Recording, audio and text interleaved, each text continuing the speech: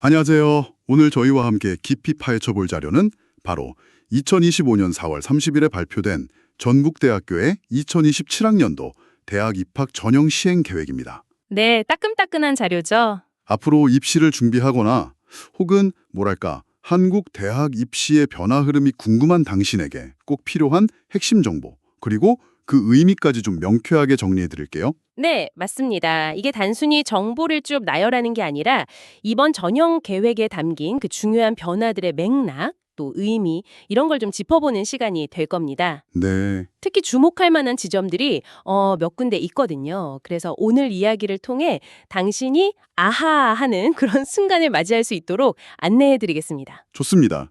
그럼 마치 좀 복잡하게 얽힌 실타래를 풀듯이 전북대학교 2027 입학 전형의 핵심을 한번 같이 풀어가 보죠.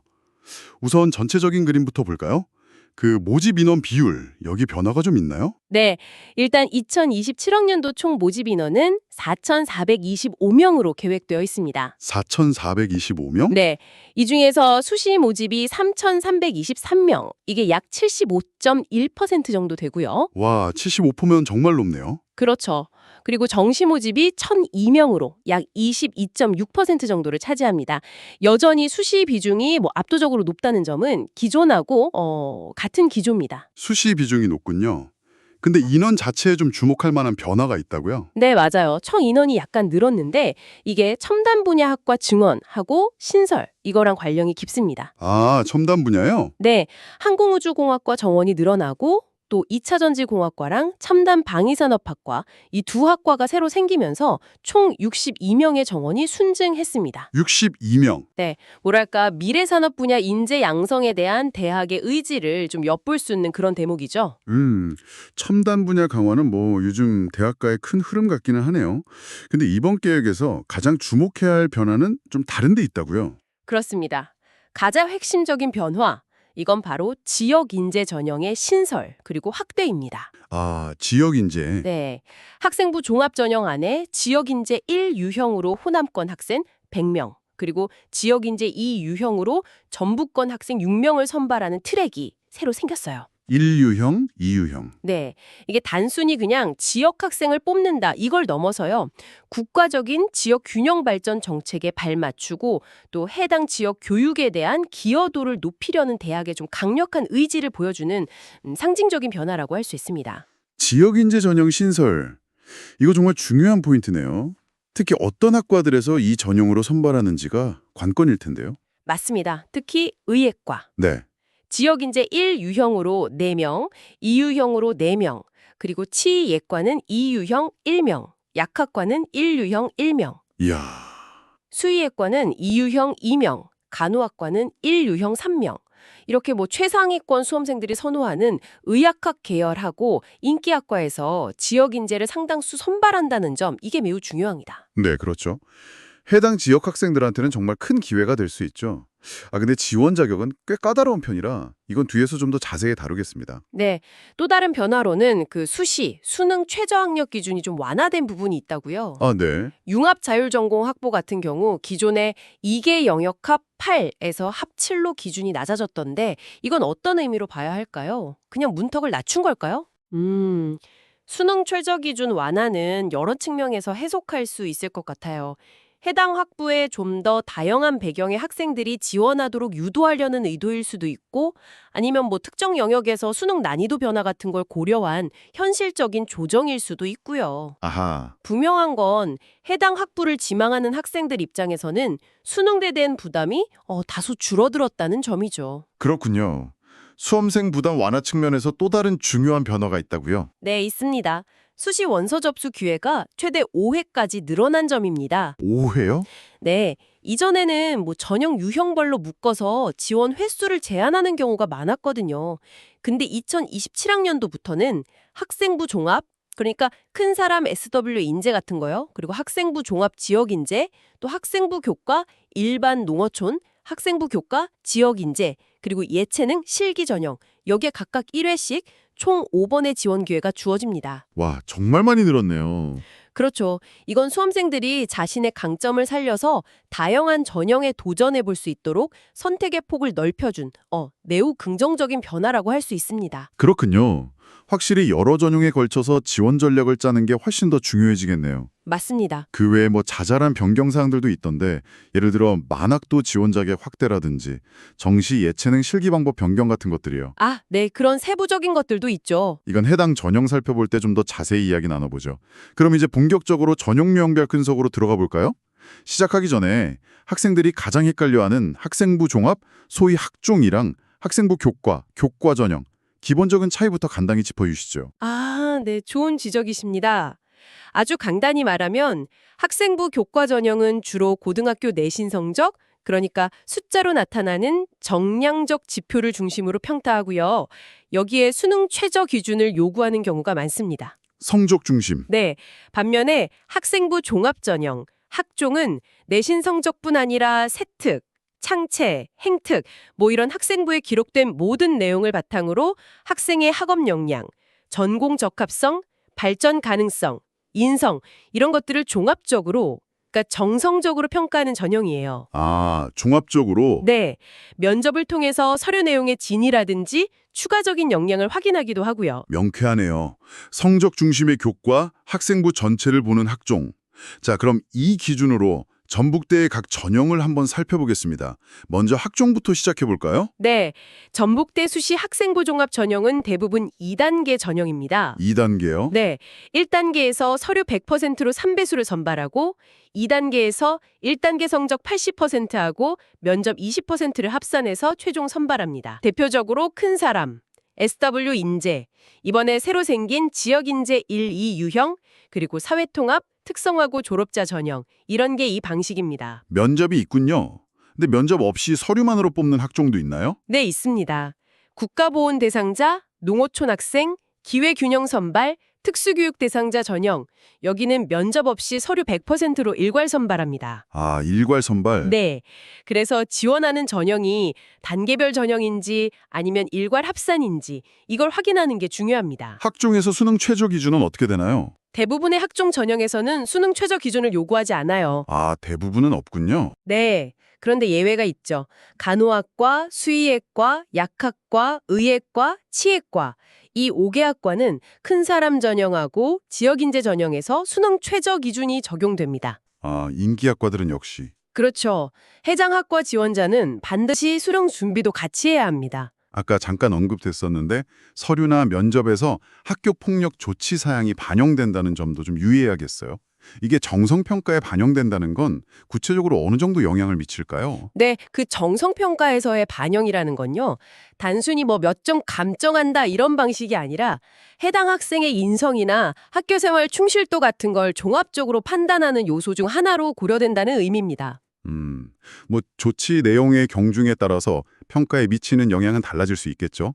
뒤에 나올 교과나 정시처럼 명확한 감점 기준이 딱 있는 건 아니지만 그래도 분명히 평가에 고려되는 사항입니다. 그렇군요. 알겠습니다. 그럼 이제 성적 중심의 수시 학생부 교과 전형으로 넘어가 보죠. 네, 학생부 교과 전형은 크게 두 갈래로 나뉩니다. 일반 학생, 지역인재 1, 2유형, 지역인재 기회균형 전형. 여기는 학생부 교과 성적 100%로 평가하면서 여기에 수능 최저 학력 기준을 충족해야 합니다. 아, 교과 100%의 수능 최저. 네, 내신 관리랑 수능 준비가 모두 필수적인 전형이죠. 모든 교과 전형이 그런가요? 아니요, 아닙니다. 농어촌 학생 전형은 조금 달라요. 농어촌은요? 네, 학생부 100%인 점은 같은데 수능 최저 기준은 적용하지 않아요. 최저가 없어요? 네, 대신 학생부 평가 방식이 정량 80% 플러스 정성 20%로 구성됩니다. 정량 80에 정성 20? 네, 즉 내신 성적 정량을 주로 보지만 학생부의 다른 비교과 영역, 정성도 일부 참고한다는 의미입니다. 왜 농어촌 학생만 이런 방식을 택했는지는 뭐 명확히 밝히진 않았지만 아마 교육 환경의 차이 같은 걸 고려한 조치일 수 있겠습니다. 오, 흥미로운 차이네요. 자, 다음은 예체능 계열을 위한 수시 예체능 실기 전형은 어떤가요? 이 전형은 학생부 교과 성적하고 실기고사 성적을 합산해서 선발하고요. 수능 최저 기준은 없습니다. 네, 여기서 중요한 점은 모집 단위별로 학생부와 실기의 간영 비율이 다르다는 거예요. 아, 비율이 다르군요. 네, 예를 들어서 미술학과의 가구 조형 디자인은 학생부 50, 실기 50 비율이지만 무용이나 다른 미술 전공, 산업 디자인, 음악, 한국음악 등 대부분의 예체능학과는 학생부 30, 실기 70으로 실기 비중이 월등히 높습니다. 와, 실기가 70이나. 그렇죠. 지원하려는 학과의 정확한 반영 비율 확인은 필수입니다. 실기 비중이 정말 높네요. 아까 잠깐 언급됐던 그 정시 예체능 별견 사항도 여기서 좀 연결해 볼 수 있겠군요. 아, 네, 맞습니다. 기존에는 정시 예체능 전형에서 수능하고 실기를 반영했었거든요. 네. 근데 2027학년도부터는 정시에서도 수시와 동일하게 학생부 교과 플러스 실기를 반영합니다. 수능 성적은 반영하지 않는다는 큰 변화가 생긴 거죠. 와, 정시에서 수능을 안 봐요? 네, 예체능은요. 그래서 예체능 계열 학생들은 이제 수시랑 정시 모두 학생부하고 실기 준비에 집중해야 합니다. 아, 그리고 수시에 있던 체육 특기자 전형은 폐지되었습니다. 예체능 입시에도 정말 큰 변화가 있군요. 자, 그리고 그 수시 6회 지원 제한 같은 거에서 좀 자유로운 전형도 있다고요? 네, 있습니다. 전형기간 자율화 전형이라고 하는데요. 특성화 고졸, 재직자하고 만학도 전형입니다. 아, 특성화 고졸 재직자, 만학도. 네, 이 전형들은 수시 6회, 정시 3회 지원 제한을 받지 않아요. 특성화 고졸 재직자는 학종하고 비슷하게 1단계 서류, 2단계 서류 플러스 면접 방식으로 선발하고 수능 최저는 없고요. 네. 만학도 전형은 서류 100% 일괄 선발이고 역시 수능 최저가 없습니다. 아, 그리고 만학도 전형은 지원 자격이 기존 만 30세 이상에서 만 25세 이상으로 확대돼서 더 많은 분들에게 기회가 열렸습니다. 오, 만 25세 기준이 낮아졌네요. 네. 이제 마지막으로 정시 모집을 살펴보죠. 정시는 가군하고 나군으로 나눠서 선발합니다. 대부분의 인문 자연계열 학과는 수능 100%로 선발합니다. 수능 100%. 네. 단 치의학과는 가군, 그리고 의예과, 수의예과, 약학과는 나군에서 선발하는데 모두 수능 500점 만점 기준입니다. 예체능은 아까 말씀하신 대로 학생부와 실기고요. 그럼 체육 계열은요? 체육교육과는 단계별 전용을 합니다. 1단계 수능 100%로 3배수를 뽑고 2단계에서 1단계 성적 85%에 실기 15%입니다. 아, 1단계 수능, 2단계 실기. 그렇죠. 스포츠과학과는 수능 80% 더하기 실기 20% 일괄 합산 방식이고요. 체육 관련 학과는 수능하고 실기를 모두 준비해야 하는 거죠. 그리고 중요한 점, 정시에서도 지역인재를 선발한다고요? 네, 맞습니다. 정시에서도 지역인재 이유형, 즉 전부권 학생들을 선발합니다. 오, 정시에서도요? 네, 의예과 37명, 치의학과 5명을 정시 지역인재 전용으로 뽑고요. 간호학과하고 수의학과도 정시 일반 학생 모집 인원 중에 일부를 지역인재 이유형으로 선발할 예정입니다. 와, 인원이 꽤 되네요. 그렇죠. 수시 지역 인재에서 기회를 놓쳤거나 정시를 목표로 하는 해당 지역 학생들에게는 중요한 통로가 될 수 있습니다. 자, 이렇게 주요 전형들을 쭉 훑어봤습니다. 이제 지원자들이 꼭 알아야 할 세부적인 고려사항들. 이걸 좀 더 깊게 파고 들어가 보죠. 아까 지역인재 지원 자격이 좀 까다롭다고 하셨는데 어느 정도인가요? 네, 특히 지역 인재 이유형, 그러니까 전부권. 여기가 기준이 더 엄격해요. 네. 단순히 전북 소재 고등학교 졸업만으로는 안 되고요. 고등학교 재학 기간 내내 학생 본인뿐만 아니라 부모님 모두 전북 특별자치도에 거주해야 합니다. 부모님까지요? 네. 여기에 더해서 2022학년도 중학교 입학자부터는 중학교 3년 과정까지 전북에서 이수하고 거주해야 한다는 조건이 추가됩니다. 와, 중학교까지. 네. 호남권 대상인 1유형은 고등학교 전 과정만 해당 지역에서 이수하면 되고요. 아, 1유형은 고등학교만, 2유형은 중학교, 고등학교, 부모님 거주까지. 와, 상당히 복잡하네요. 농어촌 학생 전형 자격도 꽤 복잡하던데요? 맞습니다. 농어촌 학생 전형도 유형이 두 가지예요. 유형 I는 중학교 입학 시부터 고등학교 졸업 시까지 총 6년간 학생 본인이랑 부모님 모두 읍면 지역에 거주하면서 해당 지역 중고등학교를 다녀야 하고요. 6년 거주, 6년 재학. 네. 유형 2는 학생 본인이 초중고 12년 전 교육과정을 읍면 지역 학교에서 이수하고 그 기간 동안 본인이 읍면 지역에 거주하면 이때는 부모님 거주 여부는 따지지 않습니다. 아, 12년 학생만 거주. 그렇죠. 본인이 어떤 유형에 해당하는지, 조건을 충족하는지 서류까지 꼼꼼히 확인하는 게 정말 중요합니다. 조금이라도 애매하다면 반드시 대학 입학과에 문의해야 하고요. 지원 자격 확인, 정말 아무리 강조해도 지나치지 않겠네요. 학교 폭력 감점 기준도 명확히 나왔죠. 네, 맞아요. 학생부 교과, 예체능, 정시 전형에 적용되는 감점 기준이 공개됐습니다. 1호 서면 사과부터 3호 교내 봉사까지는 총점에서 5점, 5점, 4호 사회봉사에서 5호 특별교육 심리치료까지는 10점, 10점. 6호 출석정지 7호 학급 교체는 15점, 그리고 8호 전학이랑 9호 퇴학은 무려 50점을 감점합니다. 와, 50점이면 네, 총점 1000점 만점 기준으로 보면 적지 않은 점수죠. 학종에서는 아까 말했듯이 정성평가에 반영되고요. 학교 폭력 이력이 있다면 이 부분을 반드시 고려해야 합니다. 네. 학생부 성적 반영 방식도 짚어봐야죠. 3학년 1학기까지 반영하고 계열별로 반영 교과가 다르다고요? 네, 맞습니다. 재학생이랑 졸업생 모두 3학년 1학기까지의 성적을 반영하고요. 인문 자연 계열은 국어, 영어, 수학, 사회, 역사 도덕 포함, 과학, 한국사 교과를 반영하고 예체능 계열은 국어, 영어, 그리고 해당 예체능 교과, 한국사 과목을 반영합니다. 예체능은 수학, 과학, 사회가 빠지는군요. 네, 그렇죠. 반영 교과가 다르니까 본인에게 유리한 계열이 어딘지 따져볼 필요도 있겠죠? 진로 선택 과목 반영 방식도 좀 독특하던데요. 상위 3과목만 반영하고 A는 1등급, B는 2등급, C는 3등급으로 환산한다고요. 이게 학생들에게 어떤 유불리를 가져올 수 있을까요? 네, 상위 3과목만 반영하고 성취도를 등급으로 좀 단순하게 환산하는 방식인데요. 이건 진로 선택 과목에서 혹시 좀 낮은 성취도, C를 받은 과목이 있더라도 다른 과목에서 A나 B를 받았다면 크게 불리하지 않게 만드는 효과가 있습니다. 아, C가 있어도 괜찮을 수 있다. 네, 학생들의 과목 선택 부담을 좀 줄여주려는 의도일 수 있습니다. 물론 모든 과목에서 A를 받은 학생이 가장 유리하겠지만요.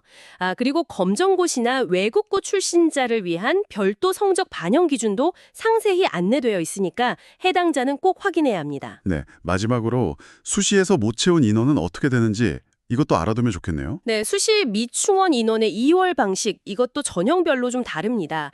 기본적으로는 대부분의 전형에서 미충원이 발생하면 정시 일반 학생, 즉 수능 전형으로 인원이 넘어갑니다. 아, 정시 일반으로? 네, 그런데 중요한 예외가 있어요. 지역인재 이유형 중에서 의예과하고 치의예과, 그리고 지역인재 기회균형, 예체능 실기, 농어촌 학생 확종, 기회균형 선발 전형, 이런 전형들은 미충원 시에 정시에서 동일한 이름의 해당 전형으로 인원이 이월됩니다. 아, 그 전형 그대로 정시로 넘어가는 거군요. 그렇죠. 예를 들어 수시 지역인재 의예과에서 미충원이 생기면 정시 지역인재 의예과 모집 인원이 늘어나는 시기죠. 그리고 만학도 특성화고졸 재직자 전형 미충원 인원은 정시가 아니라 내년 3월 입학 2차 모집으로 이월됩니다. 2차 모집으로요? 네. 알겠습니다. 자, 오늘 전북대학교 2027학년도 입학전형 시행계획의 주요 내용과 그 의미까지 정말 깊이 있게 다뤄봤습니다. 역시 가장 큰 줄기는 지역인재 전형의 강화하고 수시 지원 기회 확대, 이렇게 요약할 수 있겠네요. 맞습니다. 오늘 논의된 내용을 바탕으로 나에게 가장 유리한 전형은 무엇인가? 그리고 변경된 제도 중에 나에게 영향을 미치는 건 무엇인가? 이걸 파악하는 게 핵심입니다. 네. 특히 좀 복잡해진 지역인재 지원 자격, 수능 최저 기준 변화, 학생부 반영 방식 같은 거, 이런 거는 본인의 상황에 맞춰서 여러 번 확인하고 전략을 세워야 합니다. 그리고 오늘 저희가 분석한 내용은 시행 계획이라는 점, 이거 꼭 기억해야 합니다. 아직 확정된 모집 요강이 아니기 때문에 학과 개편이나 정원 조정 등으로 내용이 변경될 수도 있습니다. 네, 맞아요. 변동 가능성이 있죠. 지원하기 전에는 반드시 전북대학교 입학정보 홈페이지 enter.jbnu.ac.kr 여기서 최종 확정된 모집 요강을 꼭 확인하셔야 합니다. 네, 오늘 저희의 분석이 당신의 입시 전략 수립이나 대학 입시 동향 파악에 좀 실질적인 도움이 되었기를 바랍니다. 마지막으로 이런 질문을 한번 던지면서 마무리하고 싶네요. 네, 어떤 질문이죠? 이번 전형계획에서 두드러진 지역인재 선발 확대, 이게 장기적으로 볼 때 지역사회의 발전, 또 대학의 경쟁력, 그리고 가장 중요한 학생들의 미래에 각각 어떤 영향을 미치게 될 거라고 보시나요? 정답은 없지만 한번 생각해 볼 만한 질문입니다. 정말 생각해 볼 만한 질문이네요. 더 궁금한 점이 있다면 전북대학교 입학과 전화번호가 063-270-2500이네요. 여기나 홈페이지 Q&A 게시판을 활용해 보시면 좋겠습니다. 저희는 다음에도 당신에게 필요한 알찬 정보로 찾아뵙겠습니다.